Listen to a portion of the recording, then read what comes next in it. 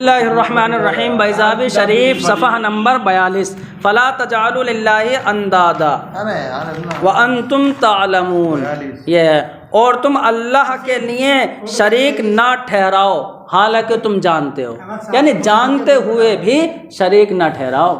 جان بوجھ کر اللہ کے لیے شریک نہ ٹھہراؤ۔ تو فلا تجعلوا للہ اندادا کا پیچھے سے تعلق بتا رہے ہیں، تو بتا رہے ہیں یا تو فلا تجعلوا للہ اندادا یہ اعبدو سے متعلق ہے، یا ایھا الناس اعبدوا ربکم، اے لوگو اپنے رب کی عبادت کرو، تو اعبدو ہو گیا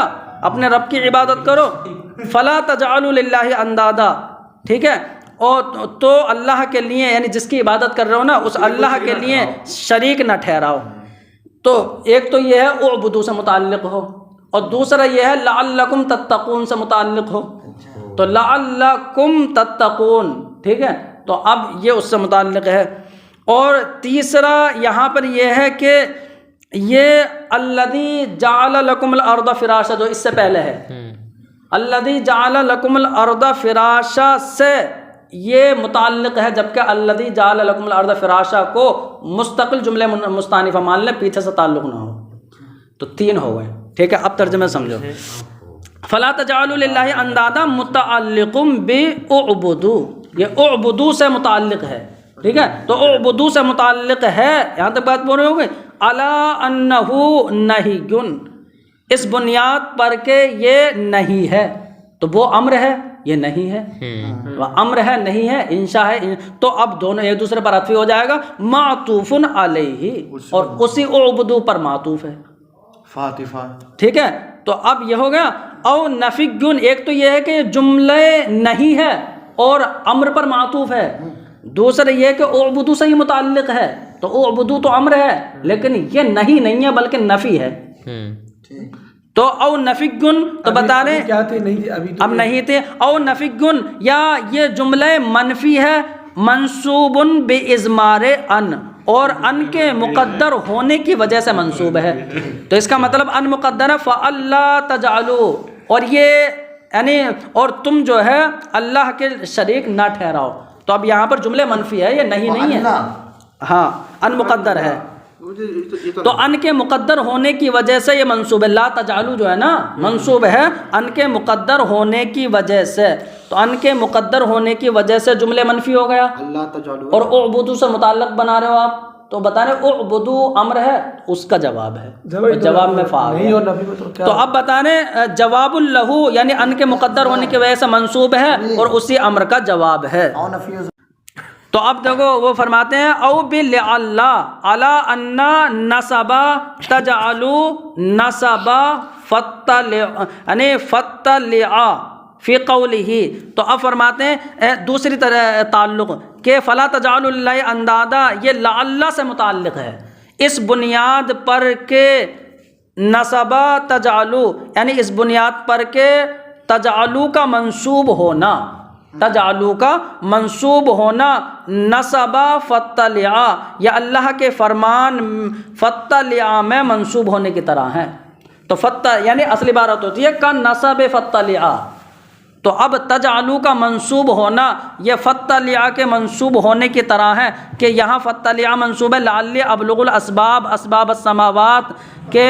میں جو ہے آسمان کی سیڑھیوں پر کو پہنچوں اور میں فتلع الی الہ موسیٰ، اور موسیٰ کے رب کو جھانک کر دیکھوں، یہ فرعون بولا تھا کہ ایسی سیڑھیاں بنا دو اتنی لمبی، فتلع، تو بتا رہے یہاں پر جیسے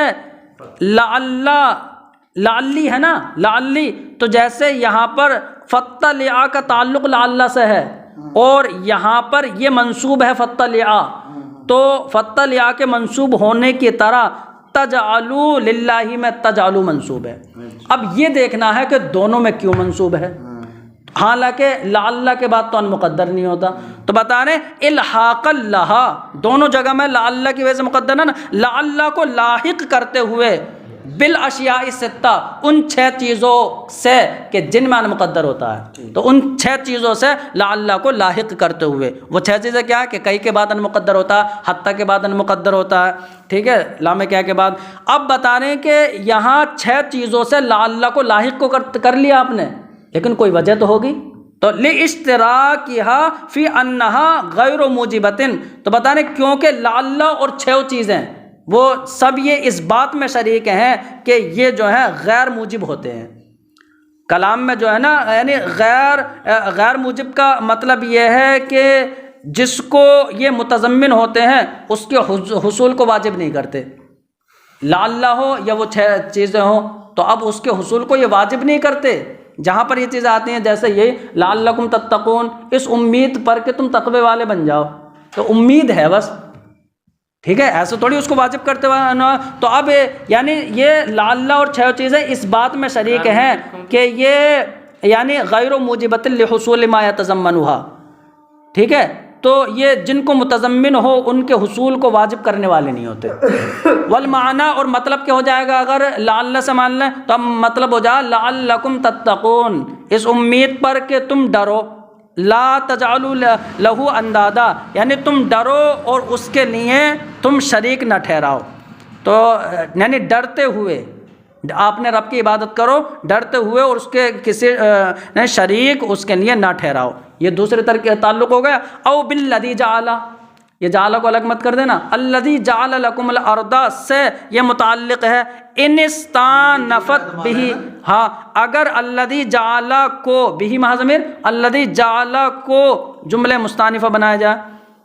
ٹھیک ہے، علی انہ، اس بنیاد پر کہ انہ نہیٌ، کہ یہ نہیں ہے، نہیں رہے، فلا تجعلوا للہ، یہ نہیں ہے، وقع خبراً، اور خبر ہو کے واقع ہو گیا۔ پھر وہ یہ اعتراض کہ نہیں ہے تو خبر کیسے واقع ہو جائے گا، تو ہاتھ جواب لو، علی تعویل مقول فی، تو مقول فیہ لا تجعلوا للہ اندادا، تو اس کی تعویل میں ہو کر یہاں خبر واقع ہے، تو خبر یعنی جملے نہیں اگرچہ ہے، جملے نہیں ہے لیکن خبر ہو کر واقع ہے، مقول فیہ لا تجعلوا کی تعویل میں ہو کر۔ اب عبارت یہ بن جائے گی لعلکم تتقون، اس امید پر کہ یعنی اپنی طرف سے امید کرتے ہوئے تم ڈرتے رہو، مقول فیہ، اس کی بارگاہ میں کہتے ہوئے کہ لا تجعلوا للہ اندادا، اللہ کے لیے جو ہے نا یعنی جس کے بارے میں یہ کہا گیا ہے، مقول فی، کہ جس کے بارے میں کہا گیا ہے کہ اس کا جو ہے شریک نہ ٹھہراؤ، تو مقول یہ خبر بن جائے گی۔ بتا رہے پھر خبر میں فا کا کیا کام، تو بتا رہے یہ کام کہ جب مبتدا معنی شرط کو متضمن ہو، وہ بتا رہے الفاء للسببیت،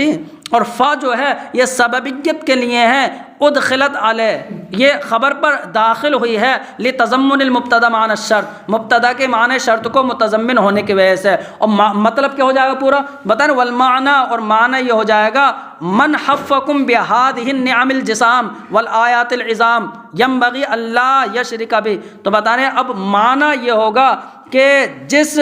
رب نے تم کو یعنی تم کو گھیرا ہے، حفا کا معنی آتا گھیرنا، تو جس رب نے تم کو گھیر لیا ہے ان عظیم الشان اور بلند و بالا نعمتوں سے، تو مناسب ہے کہ اللہ یشرک بھی، اس کا شریک نہ ٹھہرایا جائے۔ جب الذی جعل، فرماتے ہیں والند المثل المناوی، مناوی کے ندا المخالف، تو بتا رہے ند یہ مخالف ہمسر کو کہتے ہیں، تو مخالف ہمسر۔ قال جریر نے کہا اتیمن تجعلون الی ندا، کیا تیمیوں کو بناتے ہو میرا ہمسر، تیمیوں کو، تو بتا رہے کیا تیمیوں کو تم میرا ہمسر بنا رہے ہو، وما تیمن لذی حسب ندید، حالانکہ یعنی کسی حسب والے کا، اور جو حسب والا جو ہے نا اتنی شرافت والا نہیں ہے جتنا میں ہوں، تو کسی حسب والے اور کمتر انسان کا تیم ہمسر نہیں ہو سکتا، تو میں تو علو نسب والا ہوں، تو میرا ہمسر کیسے بناتے ہو؟ کیا تم یعنی تو جریر کے شعر میں یہ دکھانا ہے کہ ند یہاں ہمسر کے معنی میں، بس اور کچھ دکھانا نہیں ہے۔ اب بتا رہے اندادا، تو یہ اندادا یا ندن، یہ ندا یا ندو ندودن سے بنا ہے، ندا یا ندو ندودن، مضارع ذکر نہیں ہے، یعنی ندا ندودن سے مشتق ہے، اور یہ معنی آتا ہے اذا نفرا، جب کوئی چیز بھاگے۔ تو اب بتا رہے ہو کہا تھا نادت الرجلا، تو میں نے آدمی کی یعنی کب بولا تھا نادت الرجلا، خالفتہ، کہ میں نے اس کی مخالفت کی، بتا رہے جب مخالفت میں بھی ایک دوسرے سے بھاگنا ہوتا ہے۔ تو اب یہاں پر ند جو ہے ایک ہو گیا ند، اس کا معنی بھی جو ہے مماثل اور ہمسر، ایسے ہی آتا ہے مساوی، مساوی کا معنی برابر اور ہمسر، اور ایک آتا ہے دیکھو خصہ بالمخالف المماثل فی الذات، لیکن فرق ہے کہ ند یہ اس مخالف کے ساتھ خاص کیا گیا ہے جو مخالف ذات میں ہمسر ہو،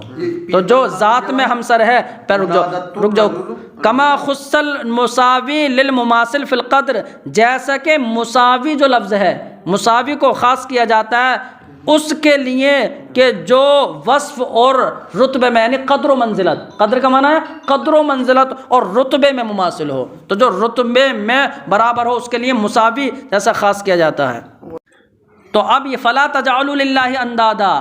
اللہ کا ہمسر نہ بناؤ، اللہ کا شریک نہ بناؤ، تو بتا رہے ند جو ہے یہاں، ند کا آپ نے کہا ذات میں شریک مراد ہے، تو بتا رہے ہیں مشرکین اللہ کا ذات میں شریک تھوڑی بناتے تھے بتوں کو، عبادت میں شریک بنا، ٹھیک ہے۔ ایسے جو ہے یہاں اگر وصف میں مان لو، مساوی کے معنی میں لے لو، تو بتا رہے ہیں نہ ذات میں نہ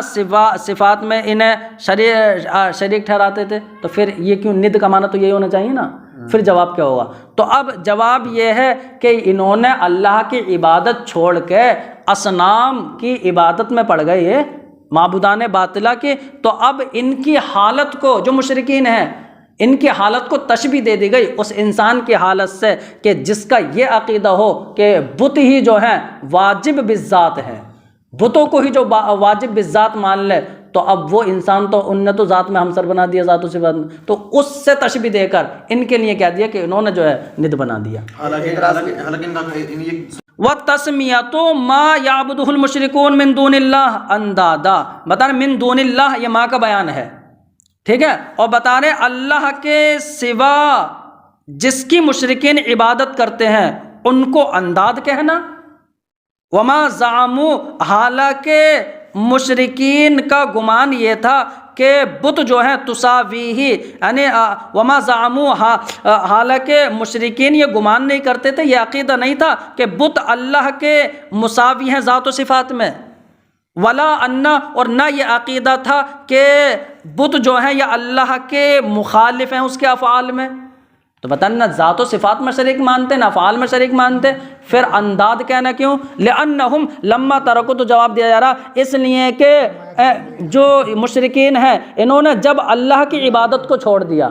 اللہ کی عبادت کو چھوڑ دیا، ترجمہ دیکھیں نا الی عبادتہا، تو اللہ کی عبادت کو چھوڑ کر بتوں کی عبادت میں پڑ گئے، یعنی بتوں کی عبادت کی طرف ہو گئے، وَسَمُّوهَا الہتن، اور ان بتوں کو معبود بنا لیا، شابہت حالہم، تو پھر عبادت کرتے تھے بس عبادت میں شریک، تو اب ان کی حالت کو، یعنی ان کی حالت مشابہ ہو گئی حال من یعتقد، اس انسان کی حالت سے کہ جو یہ عقیدہ رکھتا ہے انہا، کہ اصنام جو ہے ذوات واجبۃ بالذات، واجب بالذات ہستیاں ہیں، واجب بالذات ہستیاں ہیں، یہ مانتا ہے قادرۃ علی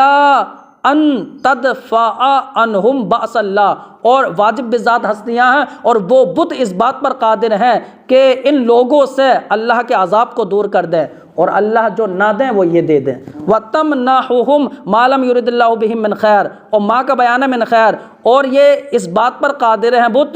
کہ ان لوگوں کو وہ بھلائی دے دیں کہ جس بھلائی کا اللہ نے ان کے ساتھ ارادہ نہیں کیا، تو اب یہ ان لوگوں سے تشبیہ دی گئے ان مشرکین کو، اور ان کے لیے کہا گیا کہ شریک نہ ٹھہراؤ، تو گویا کہ یہ تو شریک نہیں ٹھہراتے تھے، صرف عبادت میں شریک ٹھہراتے تھے، تو ند اندادہ اس لیے کہا گیا تاکہ تحکم اور استہزاء کے طور پر،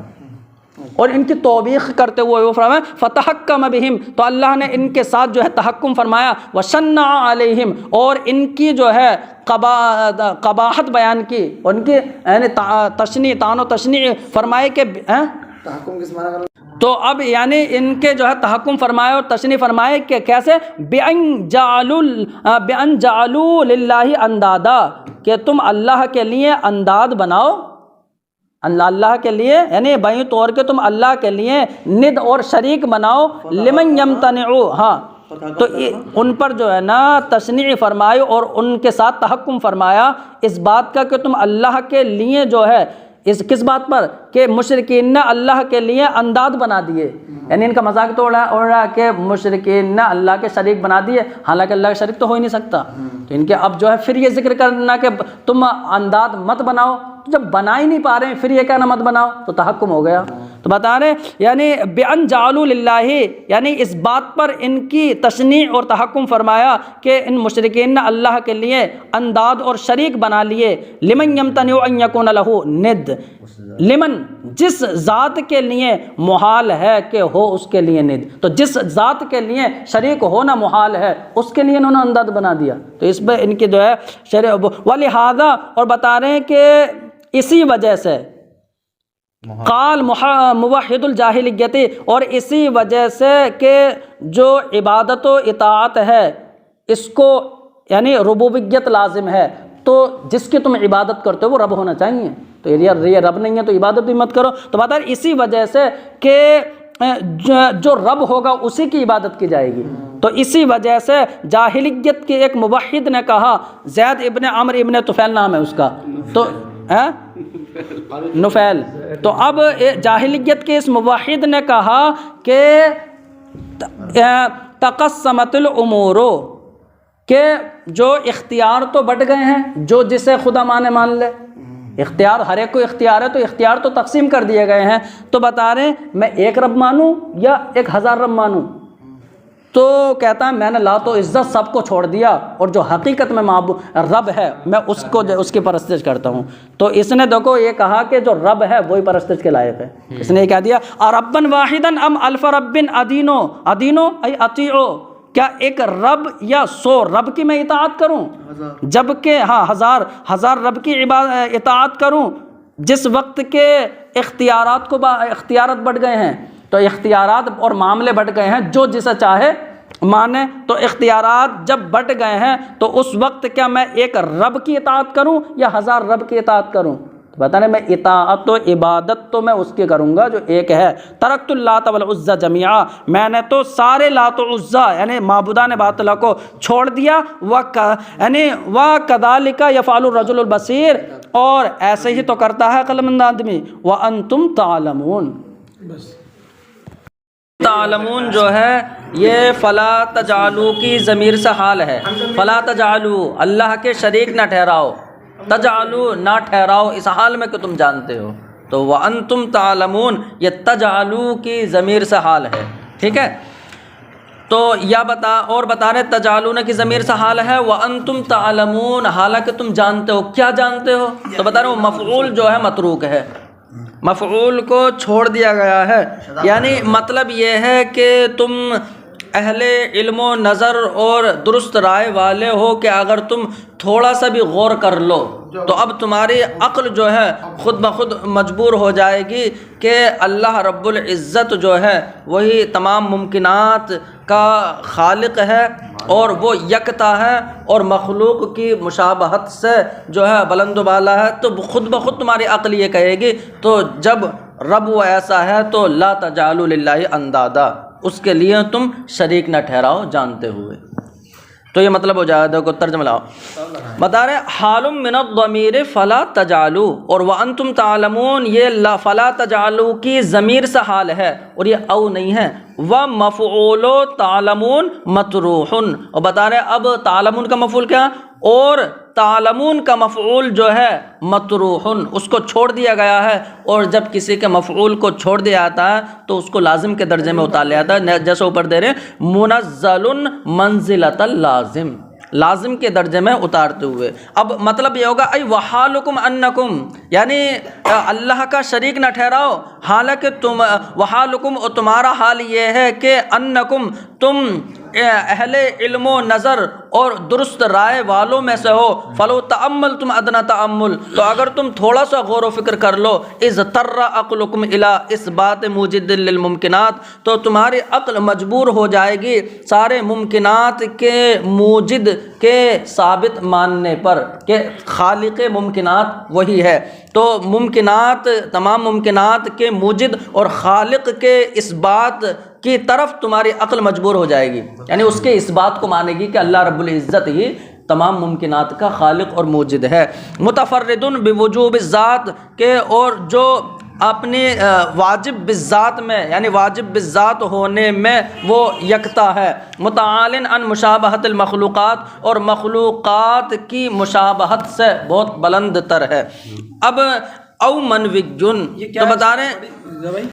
وانتم تعلمون، اور دوسری ترکیب یہ ہے کہ یعنی پہلا وہ تو وہ مفعول و تعلمون کہ تعلمون کا مفعول مطروح چھوڑ دیا گیا ہے، تو جب تعلمون کا مفعول آنا چاہیے چھوڑ دیا گیا تو گویا کہ لازم کے درجے میں اتار لیا گیا۔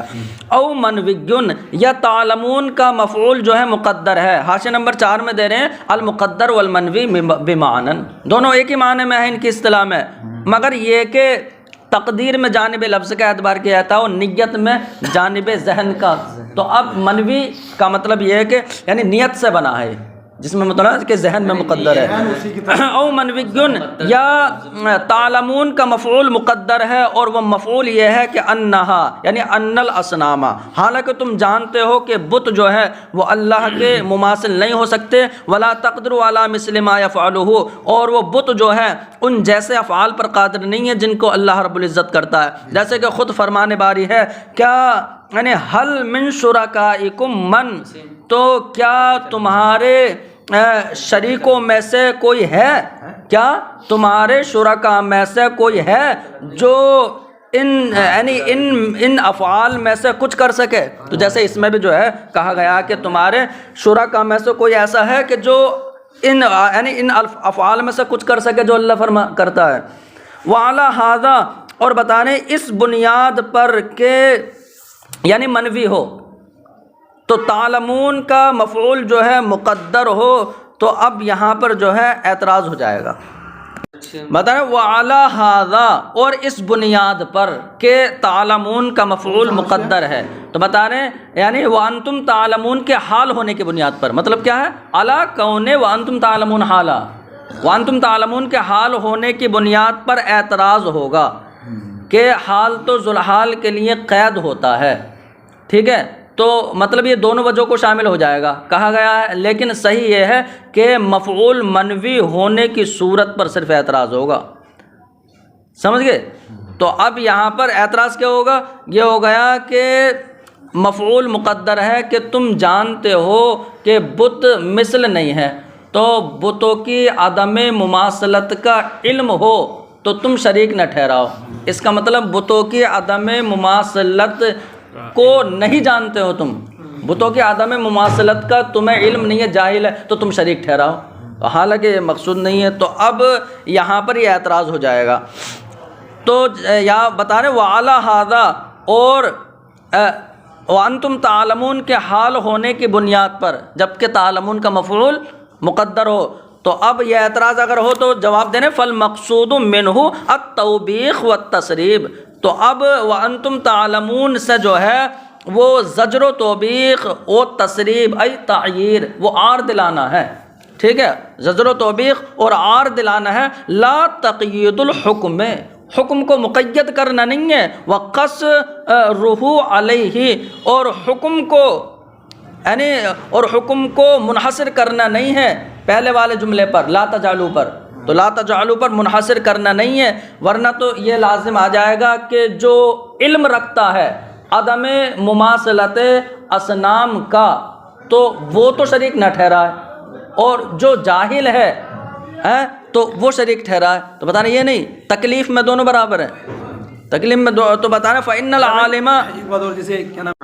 تو بتا رہے ہیں کہ وانتم تعلمون کا اگر مفعول ہو تو مطلب یہ ہوگا کہ عدم مماثلت اصنام کا علم اگر رکھتے ہو تو لا تجعلوا للہ اندادا، تو اب شریک نہ ٹھہراؤ، اس کا مطلب اگر جاہل ہو کوئی عدم مماثلت اصنام سے، اگر کوئی جاہل ہے اسے پتہ ہی نہیں ہے تو اب اس صورت میں وہ شریک ٹھہرا لیں، حالانکہ یہ مفہوم مخالف کے اعتبار سے نکالنے کی صورت میں باطل ہے، یہ تو پتہ چلا کہ یہاں پر اعتراض ہو تو جواب دے دیا، یہ مقصود اس سے زجر و توبیخ ہے، حکم مقید کرنا ہی نہیں ہے کہ اعتراض ہو جائے، بلکہ مطلب یہ ہے کہ اللہ کا شریک نہ ٹھہراؤ جانتے ہوئے، یعنی اللہ کا شریک نہ ٹھہراؤ تم تو جانتے ہو، تو یہ تو ایسے ہی ہو گیا کہ ارے عالم ہو کے کھڑے ہو کے کھانا کھا رہے ہو، عالم ہو کے کھا رہے ہو، اس کا یہ مطلب نہیں کہ جاہل ہو تو کھا لے۔ یہاں زجر و توبیخ مقصود ہوتی ہے، مفہوم مخالف کے اعتبار سے تقیید حکم نہیں ہوتا، ٹھیک ہے۔ تو اب فرماتے ہیں فَإِنَّ الْعَالِمَ وَالْجَاهِلَ الْمُتَمَكِّنَ مِنَ الْعِلْمِ سَوَاءٌ فِي التَّكْلِيفِ، تو بتا رہے ہیں کیونکہ عالم ہو، کیونکہ جو جان رہا ہے عدم مماثلت کے علم کو عالم ہو، والجاہل اور وہ جاہل کے جو علم پر قادر ہے، تو علم پر قادر ہونے والا جاہل دونوں برابر ہے تکلیف میں، یعنی کہ دونوں سے شرک سی نفی ہے، لا تجعلوا للہ اندادا کی تکلیف دونوں کے لیے برابر ہے۔ وَعَلَمَ أَنَّ مَضْمُولَ آیتین، تو بتا رہے ہیں اب جان لیجئے کہ دو آیتیں ہوئیں کہ اعبدوا ربکم الذی خلقکم، تو ایک تو امر عبادت ہے، اور دوسرا یہاں لا تجعلوا للہ اندادا یا نہی عن الشرک ہے، ٹھیک ہے۔ تو اب یہ دو حکم ہوئے، تو اب یہاں پر یہ ہے کہ دونوں کا خلاصہ بتایا جا رہا، اور دونوں کی علت بھی بتا دی ہے کہ عبادت کیوں کرو، تو علت یہ ہے کہ وہ رب ہے اور خالق ہے۔ ایسی لا تجعلوا للہ اندادا کی جو ہے سب کی علت بتا دی کہ شریک نہ ٹھہراؤ، کیونکہ اس نے جو ہے تمہیں، جب وہی خالق ہے تو اب وہی تمہارا رب ہے نا، وہی مستحق عبادت ہے، شریک نہ ٹھہراؤ۔ تو فرماتے ہیں کہ وَعَلَمْ أَنَّ مَضْمُونَ الْآیَتَین، کہ جان لیجئے کہ دونوں آیتوں کا خلاصہ،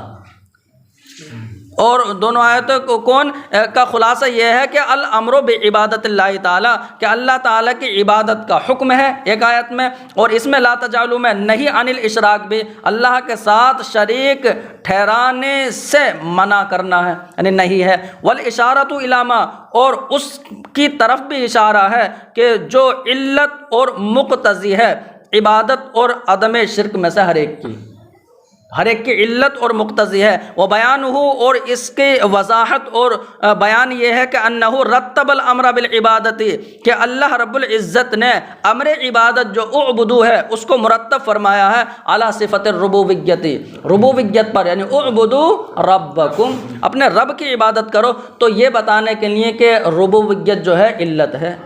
کیونکہ وصف حکم پر مرتب ہو تو مشعر علیت ہوتا ہے۔ تو اب امر عبادت کو مرتب فرمایا صفت ربوبیت پر اشعاراً بانہا، اس بات کی طرف اشارہ کرنے کے لیے کہ انہا، کہ ربوبیت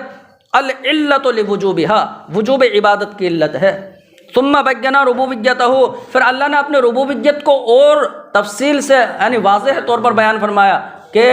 یعنی وہ رب ہے، وہی رب کہ جو تمہارا اور تم سے پہلوں کا خالق ہے۔ یہ تو کہ ثم بینا ربوبیتہ، پھر اللہ رب العزت نے اپنے ربوبیت کی تفصیل فرمائی بانہ، کہ وہی رب ان کا خالق ہے اور ان کے اصول یعنی آباء و اجداد کا خالق ہے۔ اور یہی نہیں، پھر آگے کیا ہے،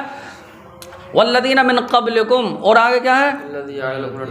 پھر الذی جعل لکم الارض فراشا، تو زمین کو، آسمان کو، ایسی پانی سے پھلوں کو نکالنا، تو اب تمام کا خالق وہی ہے۔ تو جو ضروریات انسانیہ ہیں وہ تمام کا خالق اللہ ہی ہے نا۔ اب چاہے آسمان ہو تو زمین کو کہیں گے مقلہ،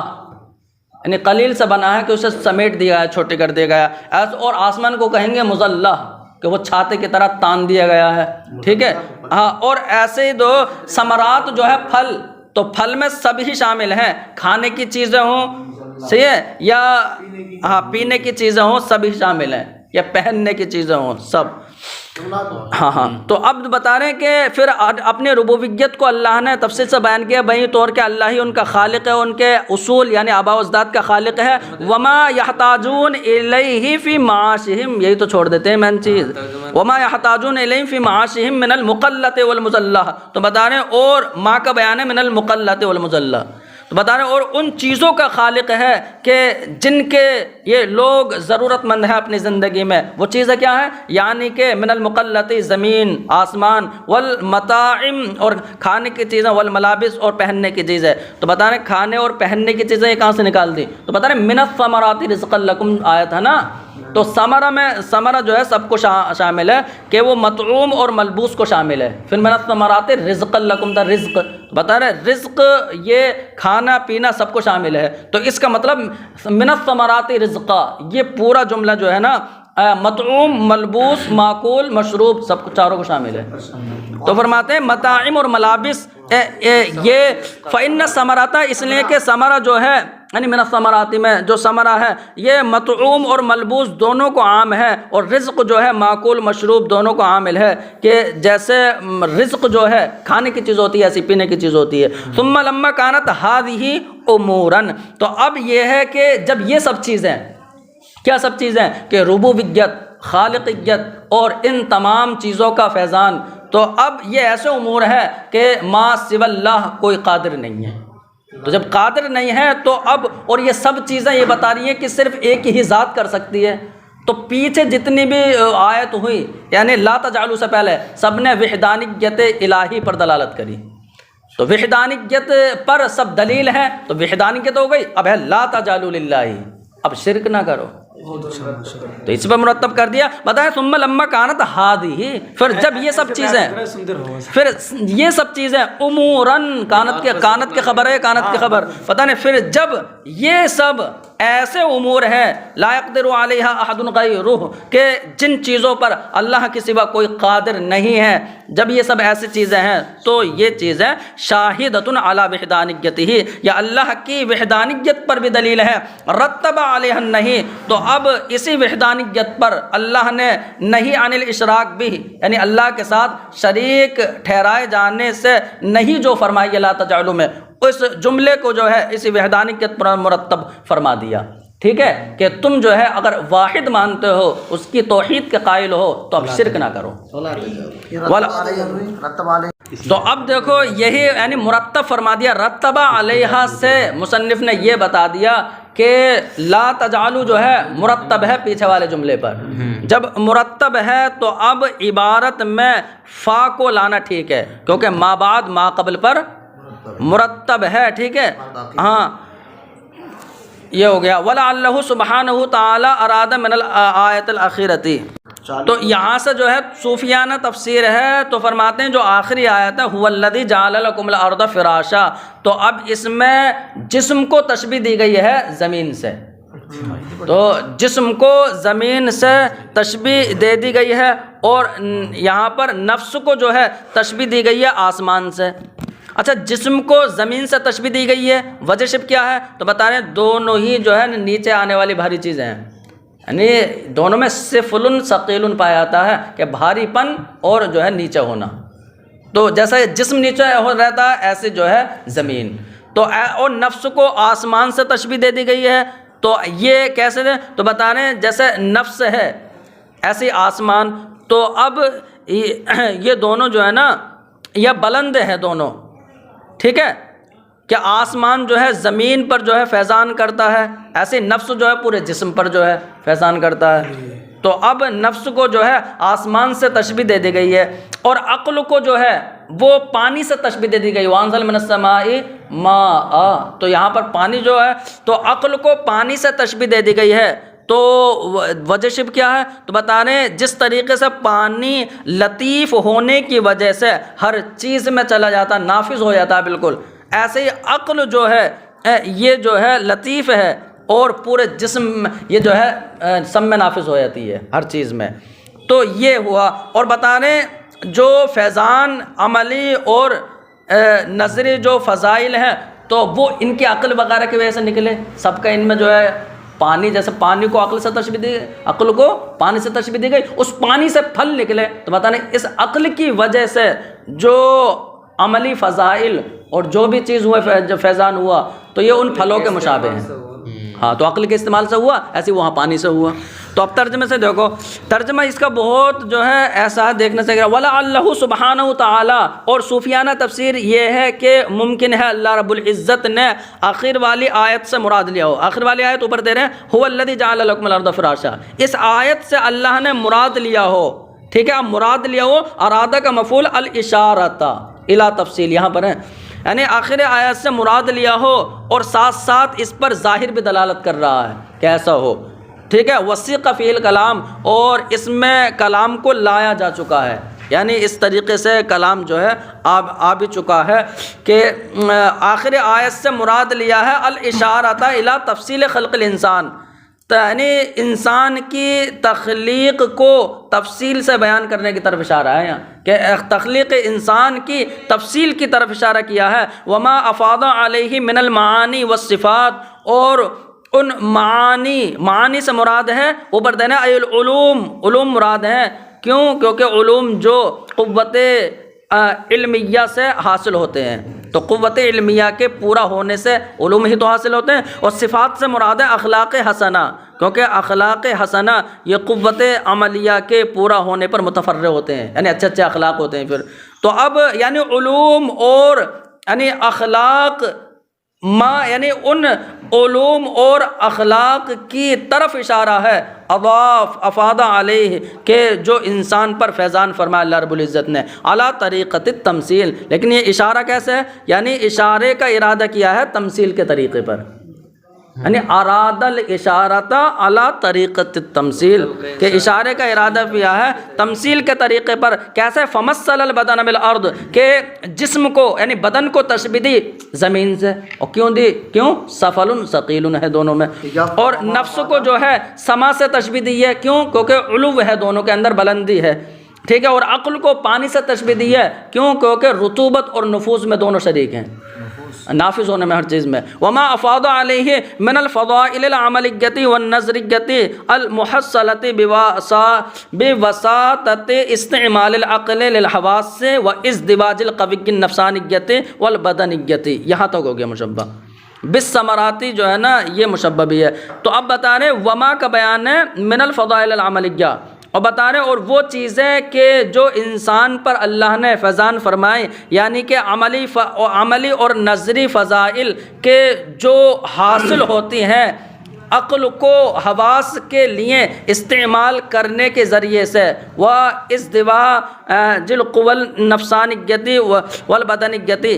اور نفسانی اور بدنی طاقتوں کے آپس میں ملنے سے جو حاصل ہوتی ہیں، المحصل تعلق ہے. تو اب جو حاصل ہوتی ہیں ان عملی اور نظری فضائل کے جن کا فیضان اللہ نے فرما دیا، ان کو تشبیہ دی ہے بالثمراتی، ان پھلوں سے، المتولد من ازدواج القوى السماویۃ الفاعلیۃ والارض المنفعلۃ. تو بتا رہے ہیں ان پھلوں سے تشبیہ دی ہے کہ جو پھل آسمانی اثر انگیز طاقت اور زمین کی قبول کرنے والی طاقتوں کے ملنے سے پیدا ہوئی ہیں. بقدرت الفاعل، اور جو پیدا ہونا یعنی المتولد بقدرت الفاعل، اور یہ پیدا ہونا فاعل مختار کی قدرت سے ہے. دیکھو یہاں پر جو ہے نا ایک لفظ آیا مع ما دل علیہ الظاہر، ساتھ ساتھ جو ہے اس پر ظاہر آیت دلالت کر رہی ہے. تو اگر کوئی اعتراض کرے کہ ظاہر آیت کہاں دلالت کر رہی ہے،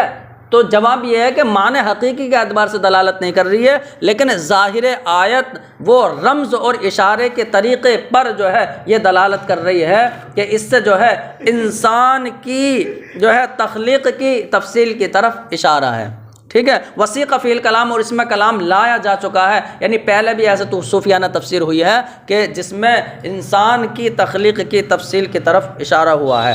اب فرماتے ہیں فَإِنَّا لِكُلِّ آیَةٍ ظَہْرًا وَبَطَنًا، تو بے شک ہر آیت کے لیے، یعنی یہ دلیل ہے ارادہ کی کہ اللہ رب العزت نے تخلیق انسان کی تفصیل کی طرف اشارہ کیا ہے. تو اس کا مطلب یہاں پر جو اشارہ ہے یہ باطنی تفسیر ہو گئی ہے. تو ظاہر تو باطنی تفسیر ہے. تو جیسے کہ خود حدیث میں ہے کہ ہر آیت کے لیے ایک ظاہر ہے اور باطن بھی ہے. تو ظاہر تو وہی جو سامنے ہے، باطن وہ جو اندر کی چیز ہے. ہاں تو جہاں جو ہے صوفی ہی پہنچتے ہیں. تو ہر آیت کے لیے ظاہر ہے اور باطن ہے. یہ حضور نے فرمایا وَلِكُلٍّ حَدٌّ مُطَّلَعًا، اور ہر ایک کے لیے یعنی ظاہر ہو یا باطن ہو، تو بتا رہے ہیں ہر ایک کے لیے مطلعاً اطلاع ہونے کی حد الگ الگ راہ ہے. کہ جو ظاہر پر مطلع ہو اس کے الگ حد اور راہ ہے، اور جو باطن پر مطلع ہو اس کے الگ راہ ہے.